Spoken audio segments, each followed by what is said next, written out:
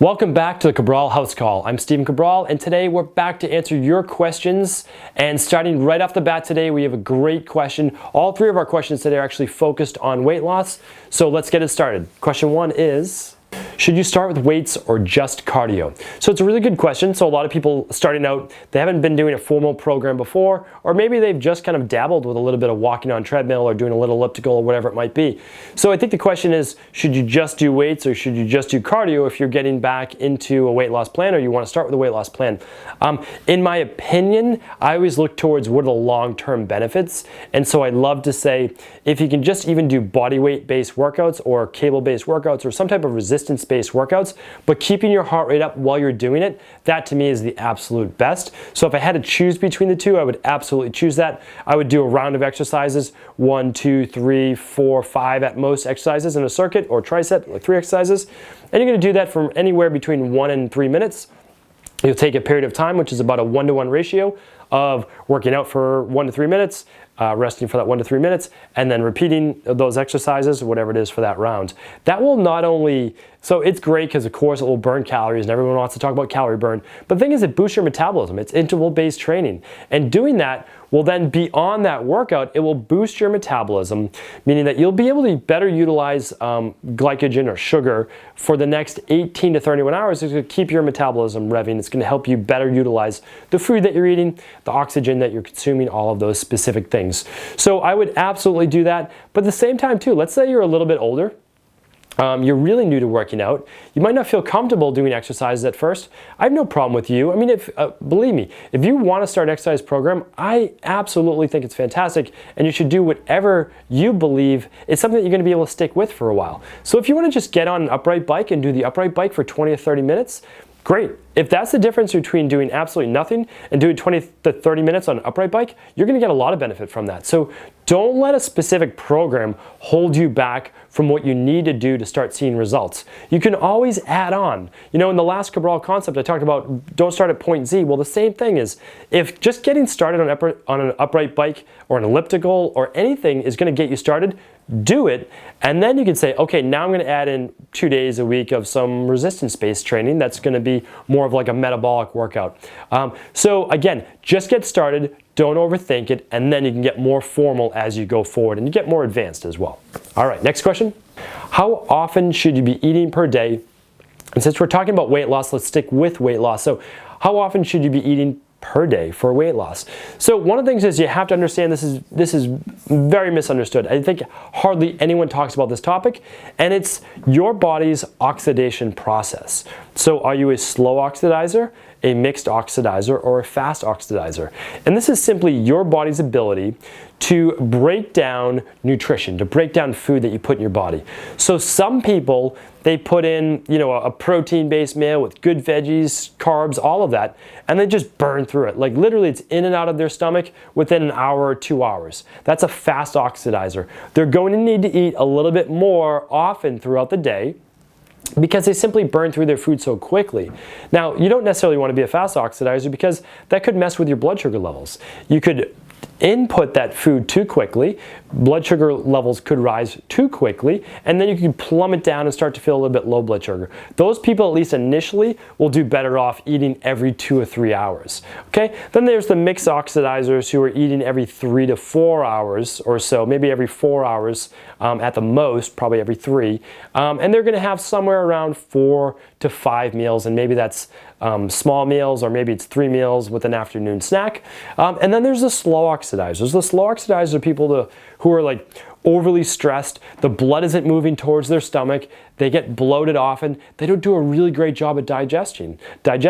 And so what that means is they're only going to want to have 3 meals at most per day. And the reason is the food is moving through their stomach much slower. Their digestive process is much slower. So they need to space their meals out every 4 hours or so.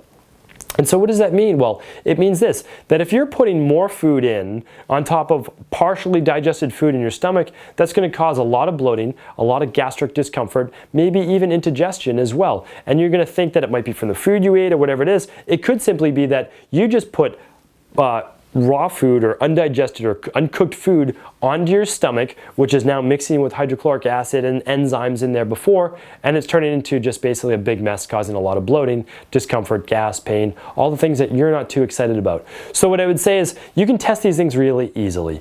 You can do a simple hair tissue mineral analysis, and that hair tissue mineral analysis is going to show you your oxidation rate.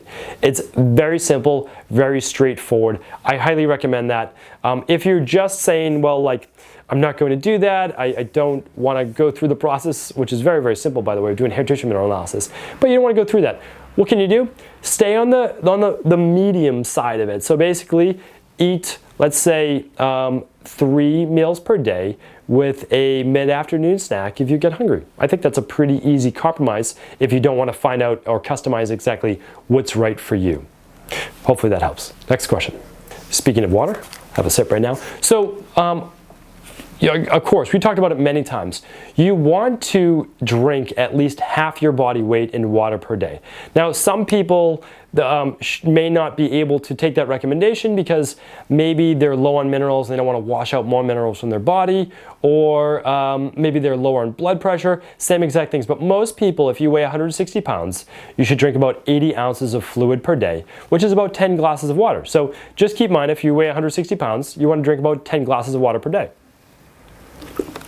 So, but let's say water does get boring sometimes, right?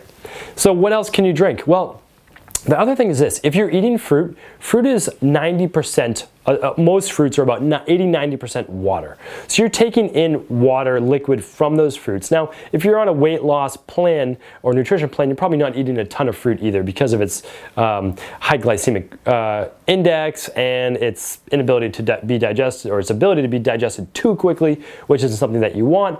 But look at it this way: if you're drinking healthy smoothies, that's part of your liquid intake for the day as well. If you're drinking an herbal-based tea, my favorite for weight loss and for general detoxification is ginger tea, and during the winter especially, I highly recommend it. So if you'd like to start adding some warm or hot ginger tea, you can do that by simply buying some ginger and just shaving off a little piece and put it in some boiling water, some hot water. Or you could use ginger tea dried packets. Those are fine as well, like little tea bags. Absolutely fantastic for drinking with meals because it's going to aid in digestion. It's going to help you better digest your food. And again, you shouldn't be drinking a lot of fluid during your meals, but ginger tea is one of those things you can drink through that meal because of its heat. It will help you actually improve your digestion. So highly recommend that. Other herbal teas you're welcome to drink as well, non-diuretic based ones. And what else I would say is, you could potentially look towards things like taking your water and saying, what else do you enjoy? Do you enjoy putting in maybe some sliced cucumbers? Like at the Cabral Wellness Institute in Boston, one of the things that our guests love is that we do sliced cucumbers in our water. And it basically infuses the water just with this light crispness of cucumbers. Cucumbers aren't my favorite thing per se, but other people love them. So what I would say to you is slice up some fruit and put that in there. You're not going to be eating the fruit, but you might get a little bit of that like strawberry taste or cucumber, or even put some mint in there. That might be nice as well. The last part is this.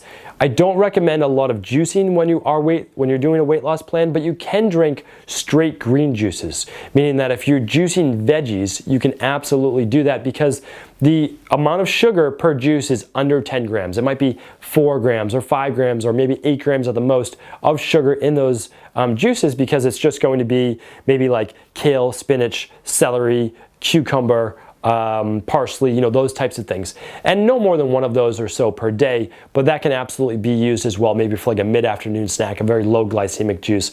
You really should stick with water, but it can be the ginger tea, it can be the infused with lemon, it can be whatever you would like. Spice it up a little bit if you would enjoy that. But again, keep in mind that most beverages are simply going to be detrimental to your weight loss efforts. Stick with the ones I mentioned today. You'll do great. And then as you reach your goals, you can start to add maybe a few more other options in there. Hopefully those answered your questions today. I'll be back real soon answering more of your questions on Cabral House Call.